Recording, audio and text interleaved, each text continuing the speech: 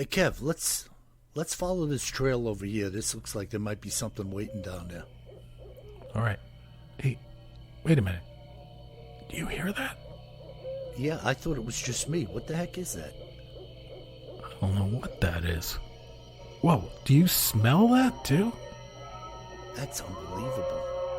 Hey, look. What the? Hey, look, those branches are moving over there. What the heck is that? Holy cow, is that what I think it is? Look at that thing. Oh my God. It's a freaking Sasquatch. Welcome to the Bigfoot Terror in the Woods Sightings and Encounters podcast. My name is W.J. Sheehan, author of the series of books Bigfoot Terror in the Woods Sightings and Encounters. 9 volumes available at Amazon in paperback and ebook format. And volumes 1 through 8 are available at Audible in audio format for your listening pleasure. Please go out and buy a copy or two. You know, Christmas is coming and they make excellent stocking stuffers. So go out and make this man a little happier this season. And now, may I introduce you to my brother and co-host of this fine podcast, KJ Sheehan. Kev, how are you? I'm doing great. How about you, Bill? Okay, Kev, I was out today doing a little bit of the Christmas decor. Nice. I put up a little wreath on the front door. I decorated a couple of bushes out front that are kind of shaped like big gumdrops. And how about the 18-foot Krampus? Not happening on my house. You're lucky I don't live closer by. He might just show up. I have about 1,000 rounds of shotgun shells. I don't think Krampus would be welcome here. You might come home for work and he could be in the yard.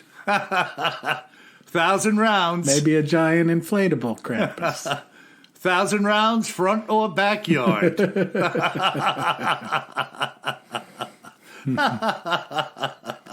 And the listeners will be happy to know that I have completed recording Volume 9, so we're in the next stage.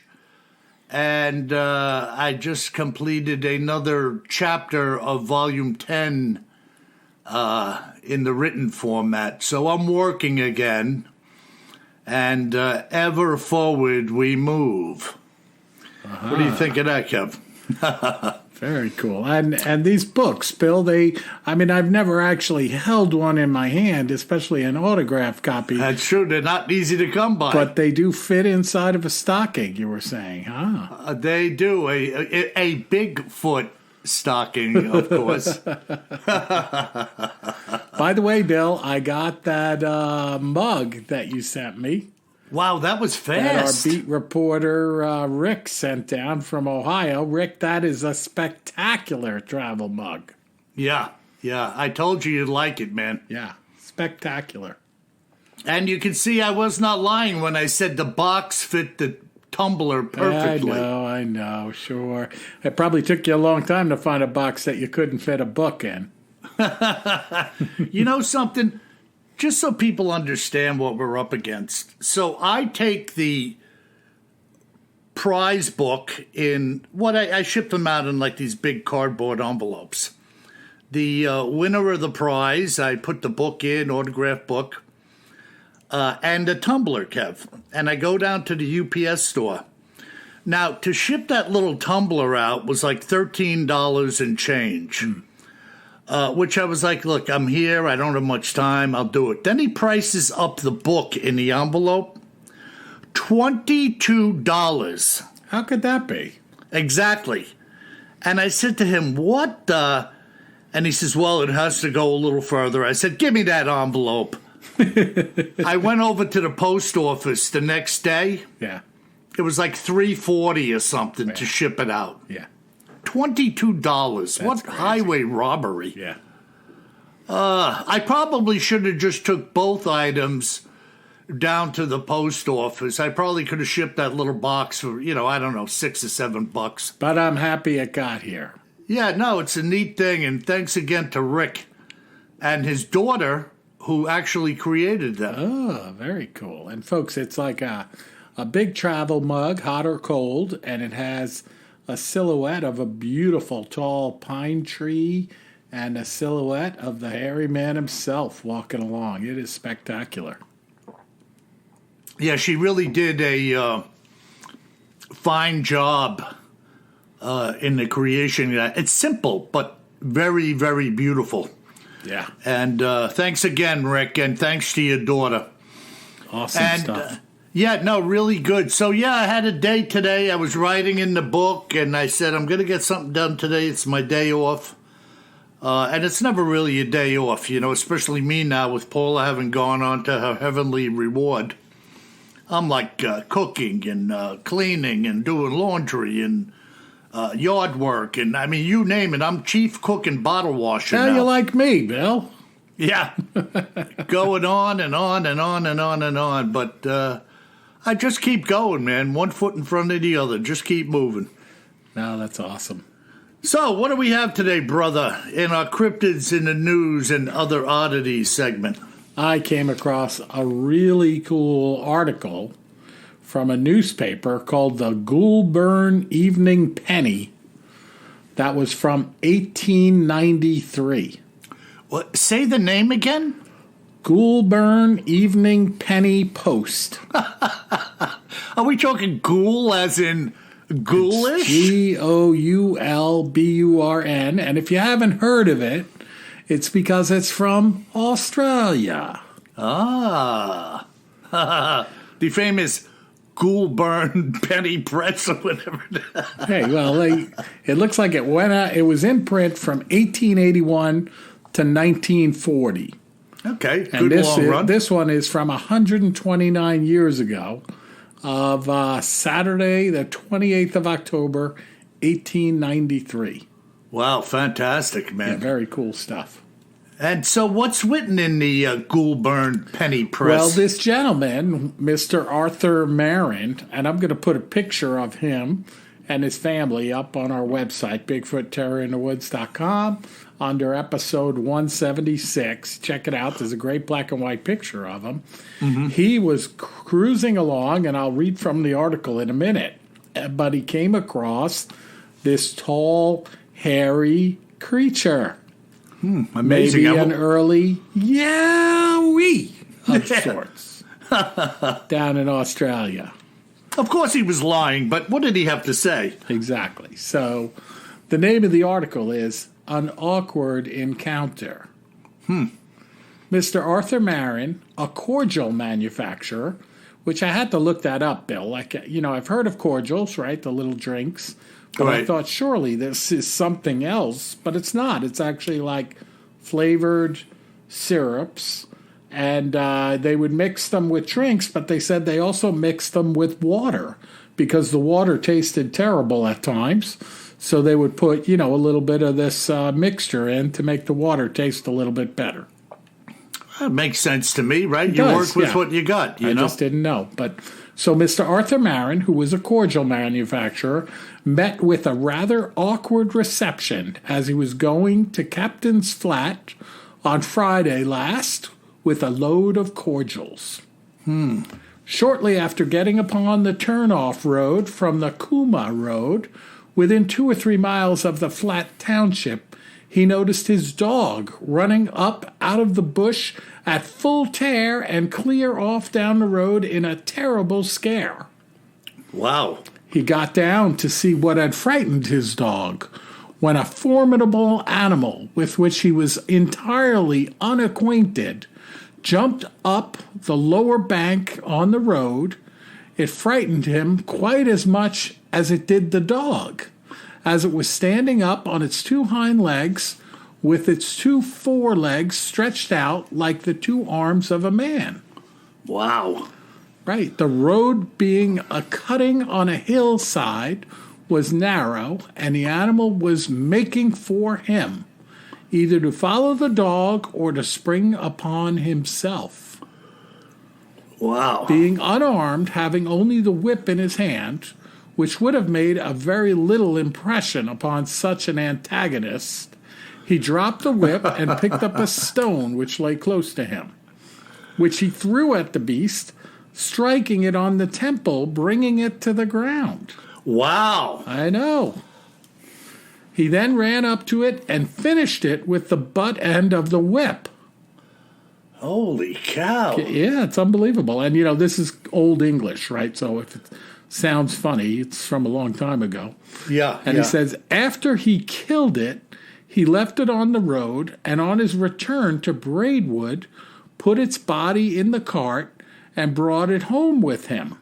Holy mackerel. Yeah, we paid a visit to Mr. Marin's factory on Saturday and inspected the beast. He said, now, Kev, who was we? The person reporter of the newspaper. Wow. Yeah. That is crazy. Yeah. It says its forearms were very strong with great paws that were capable of giving a terrible grip. It was a tan color, like a possum with strong hair on its skin. Oh. When Mr. Marin encountered it, it stood between 6 or 7 feet high. And they say some people think it is identical with a beast which has frightened several teamsters traveling through Parker's Gap on the Corona Road at various times. So much so that they have left their horses and run away. Oh, my God. Yeah. Wow. Such an animal has been reported as visiting selectors' places at Molonglo and Foxlow, and there have been reports of the presence of similar ones in the Budawang and Sassafras ranges. Wow. It has gone by the name of the Hairy Man. Here we go. I know, and they go on and on about this, but I mean, unbelievable article, right, Bill? I mean, again, Kev, we have to fall back to the same stance we've taken so many times before, that in those days and times, you're not reading the National Enquirer. Right. Which, by the way, did tell the truth frequently. But, these people had a reputation of sorts. And the fact that they went to visit. The guy's a reputable businessman. Yeah, and set eyes on this thing. Yeah. Wow, 6 or 7 feet tall. I mean, that's a good-sized critter. Yeah.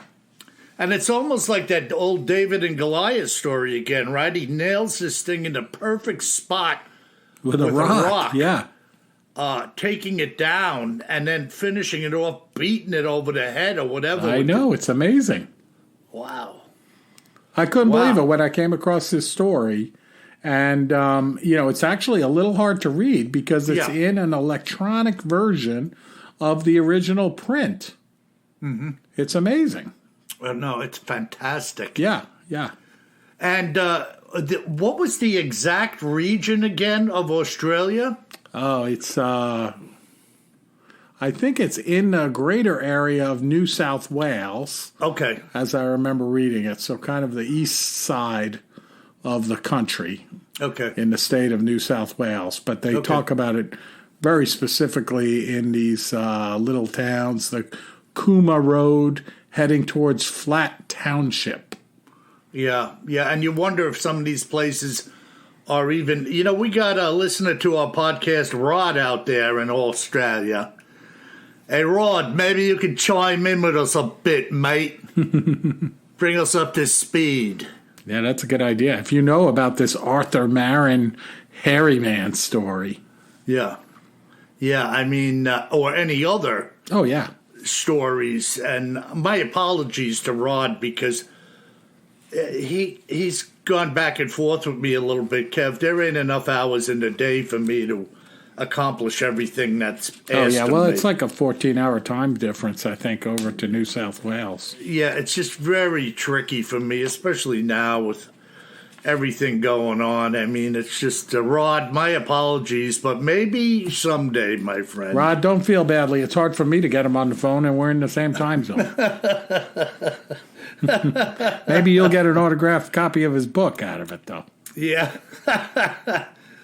Oh, boy, oh, boy. Yeah, that is absolutely a breathtaking account. Now, what was the outcome? Did they continue it at all, or it just kind of ended? It just kind of ended. So, but the newspaper did come out and see the body, and it was interesting because I guess he couldn't pick it up because, remember, he was leaving town with a horse cartload of cordials. So he was delivering, I'm sure there were these glass bottles that filled up his cart, and he went and delivered them, and then he brought it home. Yeah. See, and this is another account, Kev, that the naysayer would say, where's the body? Well, yeah, he had the body. Exactly. But, like they would say, what happened to it? How come we can't, But again, I've said it before many times. I love these olden historic encounters that are written about in the paper because these people, they had much more to lose than to gain. They weren't trying to get as many hits as they could on their YouTube channel in order to monetize advertising and stuff like that. The guy's just reporting what happened. Right. And I had a very minimalistic audience in the area, I am sure. Sure. And, of course, had no idea that 120 years later, KJ Sheehan was going to pick it up in electronic format on an Apple computer, and we'd be talking about it on a podcast. I know. I mean, that is amazing when you look at, the irony of the situation. Yeah. Moving forward in time, they had no idea. No. Let's face it, we had no idea in the 60s and 70s of this. Oh, no doubt about it, Bill. There was no doubt, and there was every doubt in our mind that anything like this would ever happen. Yeah. And here we are with headphones on, microphones, talking on Skype. Yeah, I mean, folks, I know we have a lot of new listeners out there every week. My brother and I do this podcast, like some of you know. I'm down in North Carolina. He's up in New York. And we record it simultaneously with one another on Skype, using two different computers and some special software so that we can record simultaneously, but in two different tracks, but talk to one another over Skype. And then we put all the tracks together after we're done, so it's pretty interesting process, just the fact that we can do it at a distant location like this. Yeah, no, it's interesting. I mean, but it is a little easier than throwing a rock at a Yowie and hitting him in the temple and killing him. Yeah, well, you do what you got to do in the moment. I don't know if you necessarily. He did say that it appeared like it may be coming to him. Oh yeah, absolutely. So, like, the time is now. He was the way it's written, he was defending himself. He wasn't hunting. Right. And he also said that it may have been going for the dog. Well, yeah, it scared the dog first. Yeah. If you recall, yeah. Yeah. And who knows, it may have been trying to get the dog for a little snack. 100%. Yeah, 100%. Wow, man, that is really a one for the records as far as I'm concerned. I think it's super cool. Yeah. Well, keep up the hunt, bro. I mean, you're good at finding things that are interesting. And by the way, folks, again, hearkening back to new listeners, our first segment is called Cryptids in the News and Other Oddities. Of course, we favor things that lead towards the hairy man, Bigfoot terror in the woods. But there's a lot of strange goings-on out there that my brother investigates and we bring to the light of day. Are they true? We don't know. But in most cases, there are witnesses, albeit many times, many witnesses, and you have to say to yourself, well, is everybody lying? I don't think so. And hence, we bring these things to the podcast for you listening, and you make your own judgment call. And then in the middle of the podcast, I usually do a Bigfoot encounter, and or something else very interesting if it's brought to my attention. And then we generally end up with mail from our listeners, people like you. So if you want to get in touch with us, go to our website, BigfootTerrorInTheWoods.com. Click on the contact button and tell us what you've seen or just that you like the show. Yeah, or that you know something about this story for our fans that are down under. And they're like, oh, yeah, the famous Arthur Marin story. Yeah, amazing. And there's got to be some people who are listening who do know something about that. Oh, no doubt about it. Or heard about it from their great-grandpappy or whatever, you know. Yeah. But we may come up with other sightings from the areas mentioned in that story, which would link that sighting coming forward to, you know, future clan members of that Yeti or Bigfoot, whatever you want to go. Interesting, too, how they use the word hairy man again. I know. I thought that was super cool. 129 years ago, they're talking about the hairy man. Yeah. They didn't say Yowie, so...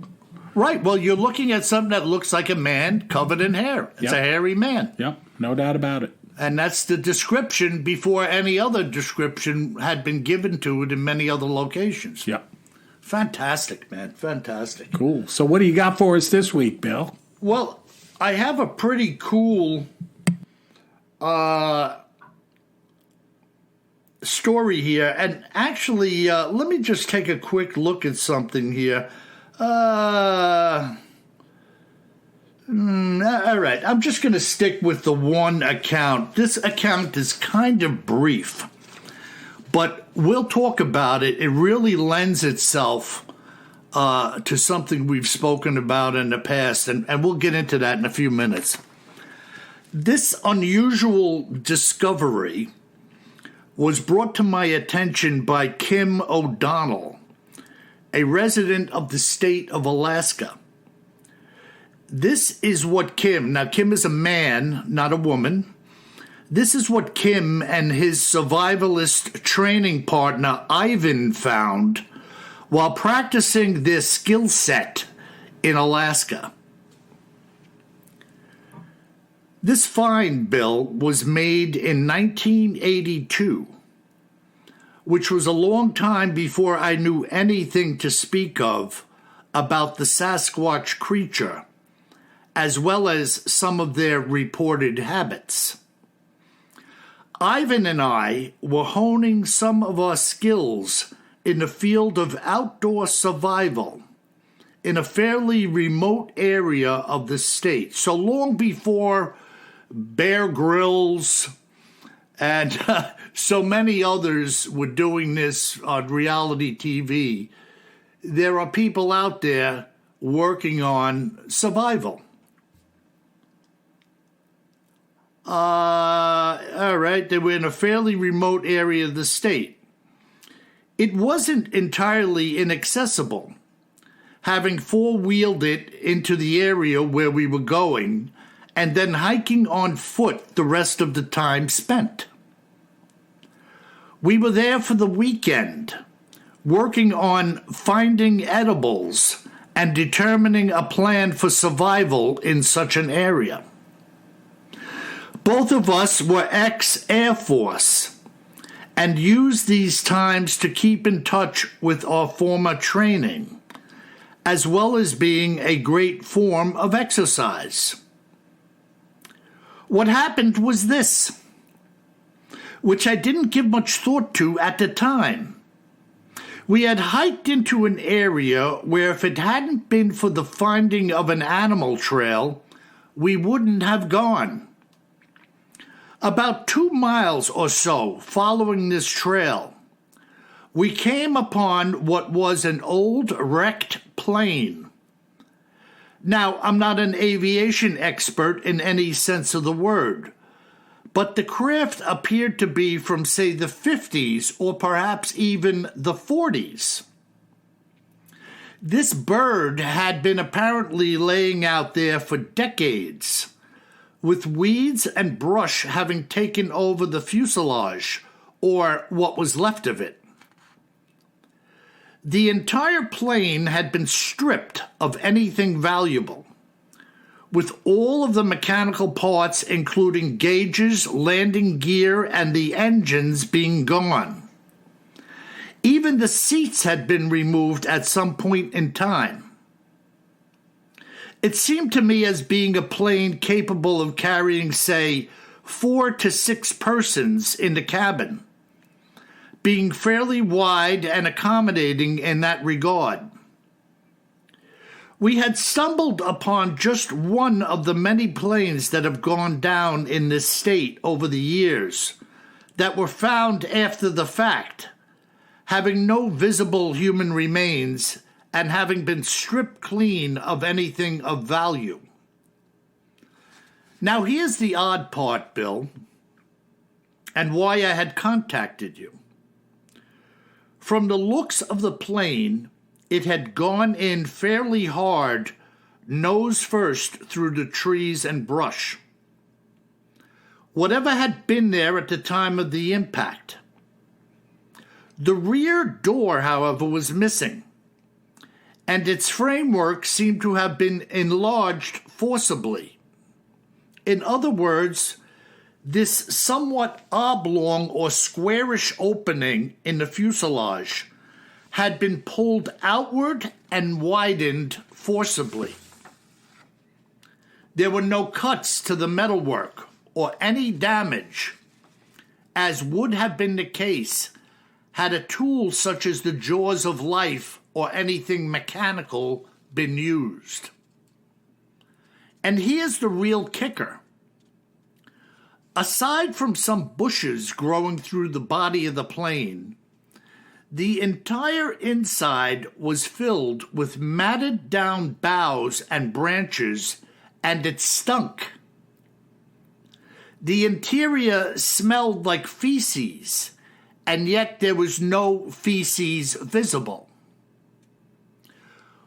What we were seeing, to me, seemed to be a bed or a giant nest of some sort, extending for about 10 or 12 feet within the body of the plane. Virtually the entire usable interior space. As I said, I did not know at the time about Sasquatch and what they do or do not do. I simply stumbled upon what I just described to you. I do believe now that something was taking advantage of the plane's usable framework as a basis for a hut or a resting spot. And since none of the area's animal population, to my knowledge, would do such a thing, what else could it have been? This is the question that I pose to you, Bill, and your readers. What do you think it could have been, Kev? That's pretty cool, Bill. I don't think it was a paramedic with the jaws of life. out in the Might have middle been of the jaws of Alaska. death. Not to mention, if it was from the 50s or 40s, nothing like that was available at that time. No. I mean, No, and not out there in the middle of nowhere, too, even today. right. You know. I mean, if anybody had made it to you out there, they would have just been concerned about getting the body out. You know, or if you were, it's so rural up there, Bill. I mean, yeah. It's not the same at all as, the more, whatever you want to say, it's civilized world that we live in. Yeah, even now. I mean, if you went down up there 50, 60 years ago, it was like going into the Amazon. Well, I told you it was amazing. Like when we were up there a couple of years ago, right before the pandemic, on holiday, up in the rural part of the state, we were talking to some folks, and we were amazed at how hard it was to get around. Basically, now we were trying to get out to the unexplored places, so we were prepared to go in float planes and bush planes and stuff like that. But folks were saying that even the capital of Juneau, Alaska, you can only get there by boat or float plane. There's no roads. It's unbelievable, huh? It's the capital. Yeah. Yeah, and that type of stuff really lends itself to my philosophy relative to Bigfoot in general. That your average Joe or Jane, like out here in Suffolk County or Nassau County, cannot relate in the least to what 99% of the rest of the globe is like to navigate. Oh, absolutely. They're going into the Smith Haven Mall Christmas shopping with their iPhone and just like thinking like, Bigfoot, how could Bigfoot be out there? What a macaroon. What a maroon. But there is so much real estate out there to get lost in that it's very easy for these critters to get around. Now, let's jump over to our friend Jerry, who I talk to regularly. Jerry's a former airline pilot. I won't tell you who he worked for. I don't really have the liberty of doing so. Jerry was the fellow who had flown over a small clan of Bigfoot walking on the glacier in Alaska. And he's a smart guy. He knows what he's talking about. He's into a lot of different stuff, former airline pilot. And you know something? If he tells me he saw this, he saw it. And this nest, apparent nest or bedding space or resting area in this fuselage is right up there in the neighborhood somewhere. I know Alaska's a big place, but he saw a little clan of them walking. He wasn't talking about one. It was like a little unit, a family unit. So all in the same area, Very bizarre, man. There's stuff going on out there. Nah, that's wild, Bill. Yep. And these guys, interestingly, though, when I had done this interview, I hadn't had the survival training map in my hands at that point. It would have been nice since Kim was ex-Air Force. They were practicing or honing their survival skills. But that doesn't mean they had any in the Air Force. Like, this could have just been a hobby. Right. But it would have been nice to ask Kim if he had sat in on any meetings up in Washington State with the hairy man on the map. Oh, my God. What do you make of that, Kev? The fuselage crashed out in the wilderness. And all of this boughs and branches being stuffed in there. I really don't think anything else would have filled the plane like that. I don't think, not naturally, that's for sure. And if somebody was out there, unless they were just trying to stay warm, somebody else is coming along. I don't know, it's weird though. Not bending up the fuselage too. Yeah, and also, he said it smelled like crap. Well, yeah. And there was no, piles of crap in there, like something had gone in there to take care of business and left it behind. You would have seen something. Yeah. You would think. I would think. Just anyway. A stinky, hairy man. Yeah, just a stinky old bugger. With some stank.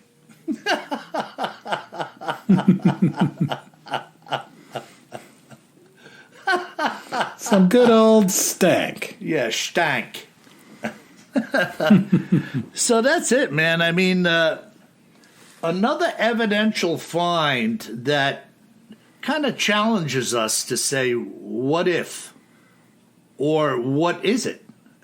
Yeah. My mind kind of leans in the direction that all of these little evidential things, footprints, the smashed chickens we were talking about, chicken parts, footprints, come on, man. Circumstantial evidence is just that, but come on, you start piling it up. There's something going on there besides the sightings. Some high strangeness, for sure. Yeah, and you know what? One of our listeners sent me a video. I would have forwarded it to you, but we've already talked about it. Remember that video we saw of the swamp ape tearing apart the trunk of that tree? Yeah. Well, he sent it to me and I'm glad he did, like we never have known about it, Yeah, that's okay. But I was putting eyes on that thing again. That was an incredible encounter that guy had. Yeah. And again, when he bolted out of there with the camera, the iPhone or whatever he was carrying, man, that guy was scared. Yeah, he started running, which you got to give him credit. Yeah. Time to get out of Dodge. Yeah, not a good time to be brave when you're in the middle of the swamp. Yeah, no, that thing was like 8 feet tall. Yeah, it was ripping lumber out of that tree. Yeah. Oh, my God. What a freaking monster. No, but that wasn't real. Somebody put a costume on that just happened to be as big as Andre the Giant. And walking around in the swamp in Florida. Yeah, with the cotton mouths and, anything else gators, that could kill him. Everything else. Yeah, he just took a walk in there. Yeah, why not? All right, how do I look from here? I'm going to start ripping the tree apart. Okay, go ahead, I'm rolling. It's so stupid that it's comical, Yeah. Oh, my goodness. Well, that is a good account, Bill. Yeah, and also that crazy account from the late 1800s. Yeah. Which was just 129 years ago. That's a long time, man. Cordial manufacturer. Yeah, cordial manufacturer. Yeah, rest his soul, Mr. Arthur Marin.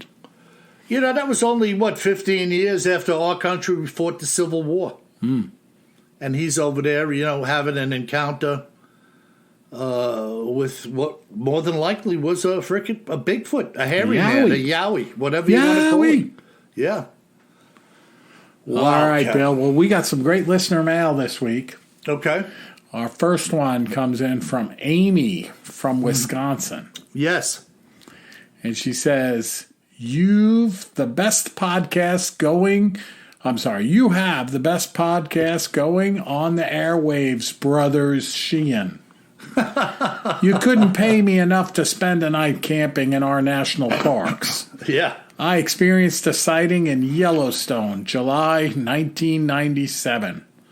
It was at the east entrance going into Cody, and my youngest son validated what I saw on the mountainside by marveling at Chewbacca. Oh.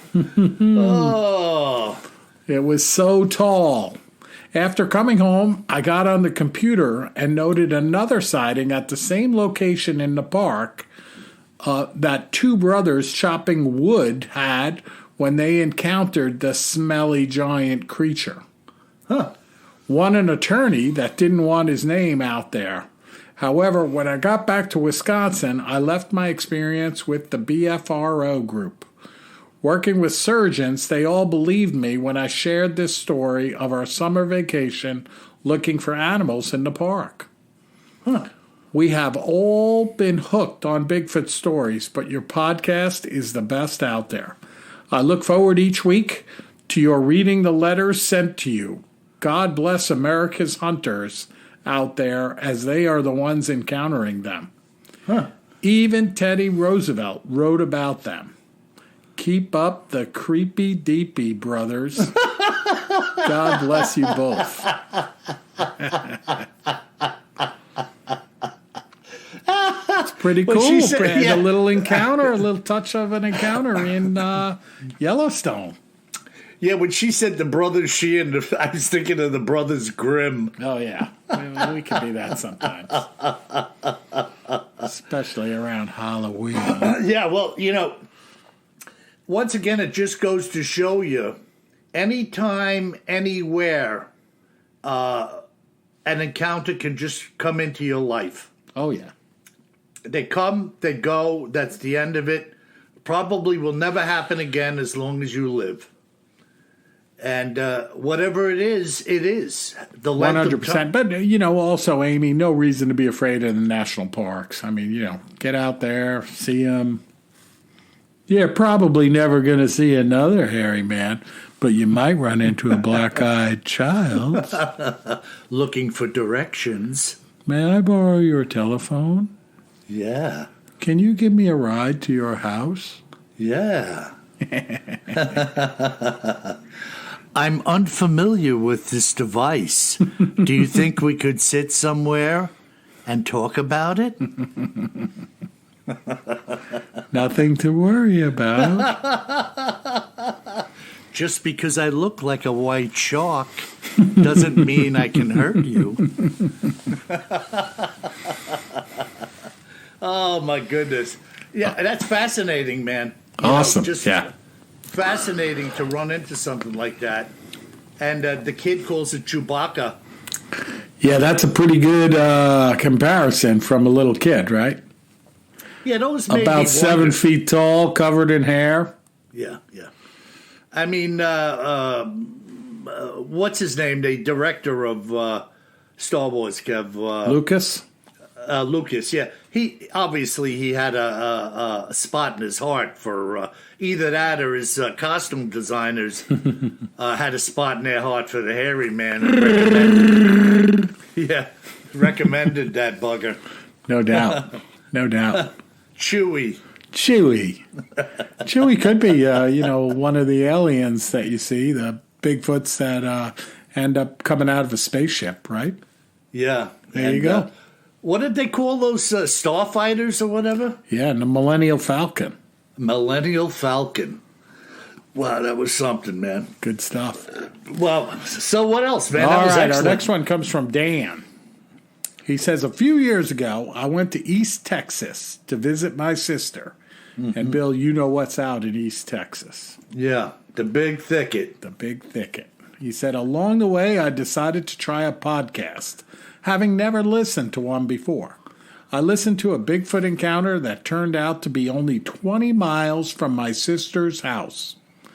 Thinking this was a good way to get my 18-year-old nephew out of his room and into the outdoors, I convinced him and his buddy to go hike the Big Thicket National Preserve. We got there about 11 p.m. Very dark, very thick, and very creepy. However, the trail was nice and groomed and even had benches every quarter mile or so. Mm-hmm. When we arrived at the second bench, a huge scream came from the woods, followed by a huge tree getting knocked over. Needless to say, we started off fast down the trail, making it to the next bench, sitting and catching our breath when a huge log came flying from behind us, hitting a tree just behind the bench. Mm-hmm. This went on for over 3 miles till we made it to the SUV, only to find giant palm prints on my side window. Mm-hmm. I did get a picture of these. Many things happened that night, too much to really write down for a non-typing guy such as myself. Love the show, Dan. Yeah, Kev, I spent about 2 hours on the phone with Dan the other day. And quite the guy. He's got roots in Louisiana. He's got a little bit of that Cajun accent, you know what I mean? And does he know the Rougarou? Well, we were talking, and this was quite a hair-raising account. He had a gun on him too, a .44 caliber. Whoa. And at one point, he shouted into the woods, like, hey, man, I'm not fooling. I got a gun, and I'm going to shoot you if you don't stop doing what you're doing. And, it was crazy. He spoke that at one time they were shining the lights into the brush, but the brush was so thick that it was kind of mirroring the light back at them, which really... Flashlights of any kind going into thick brush are basically an exercise in futility. Yeah. They're not going to accomplish much, Yeah. But he had tree crashing. He had screaming. And then he believed this thing was flanking them out of the woods. And the stump that he said briefly in there, not a stump, the log, he said he heard it come whirring over his head. And it made the sound like he related it to the sound of helicopter blades either slowing down or just beginning to get going. Wow. You know that thump? Yeah. And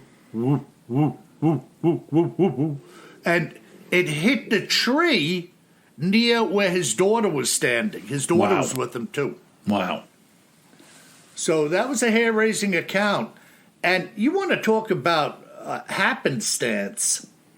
He had been listening to a Bigfoot podcast and realized that, wow, this happened close to where my daughter lives, and was just kind of like fascinated by the whole thing. And for whatever reason, it just got in his craw to the point where when he got there, he said, hey, basically, you know what we're doing tonight? We're going out looking for a hairy man. We're going to put our phones down and go look for the hairy man in the big thicket. Yeah, and who knew that at that moment, acting in that fashion, he was going to have that type of encounter. Yeah, and it sounds like a very civilized trail, right? These benches every quarter mile. I mean, well, you could drive in. Apparently, this area, the big thicket, maybe part of it or all of it, has access where you can get in and walk around. Yeah. You know, during the daytime hike. yep.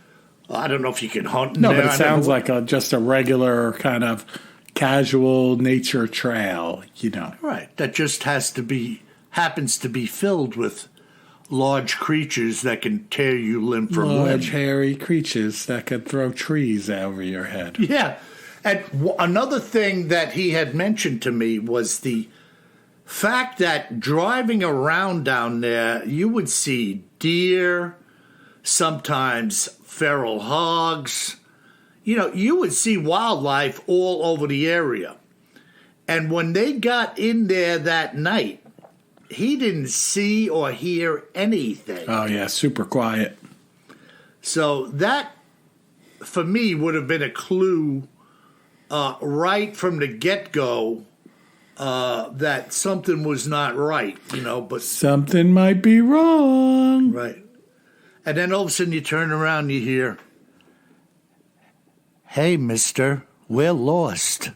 Can you help us get out of here? Can I borrow your telephone? Well, speaking of creepy, Bill. Yeah. Our next letter comes in from Jessica. Uh-oh. And the subject is werewolf Halloween decoration. She says, I heard you guys discussing a giant werewolf decoration you saw, and I wanted to share that my neighbors have one too. It scared the bejeebers out of me because it's animatronic. Yeah. And I found out where they got it from. It's Home Depot of all places. Love you in the show. And she gives the link to get the werewolf from Home Depot.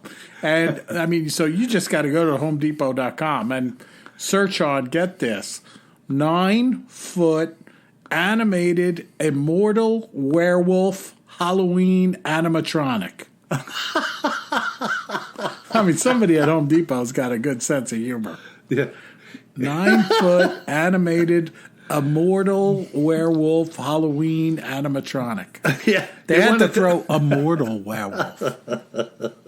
It's fantastic. Oh, man. And this thing is creepy as all get out. Yeah. I might be getting one next year. I told you the dude around the corner has one and a couple of giant skeletons. And I just said to myself, yeah, it's cool, but where are you going to put it over the rest of the year? Does he have like those 12-foot skeletons? Yes. Yeah, I mean, a couple of my neighbors have them, and I'm like, where are you going to put that thing? It's 12 feet tall. Yeah. I mean, some assembly required. You just bury them out in the yard. You dig them up in Halloween. Take your tibia now and attach it to the fibula. Make sure the knee joint is in close proximity. I swear there was only one skeleton here last year when I buried it. Yes. And this one has fur on it. Yeah.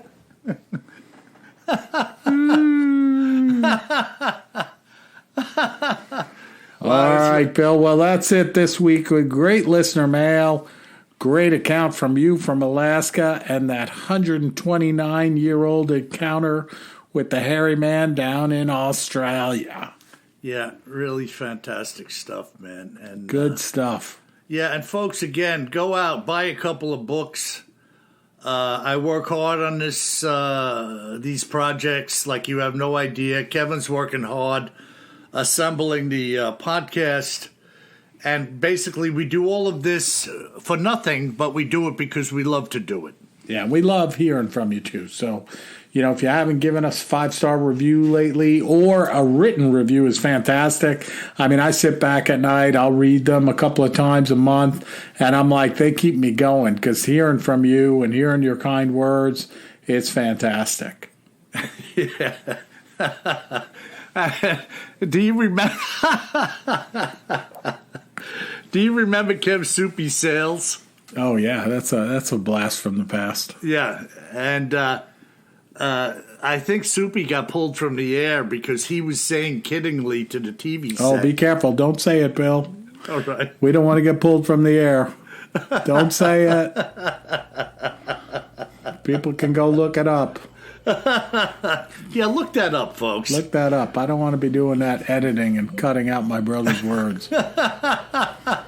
And by the way, folks, if you should find yourself walking through the woods in Alaska, in Wales, Australia, or Yellowstone, you better remember one thing. Always carry more gun than you think you're gonna need. Sleep tight.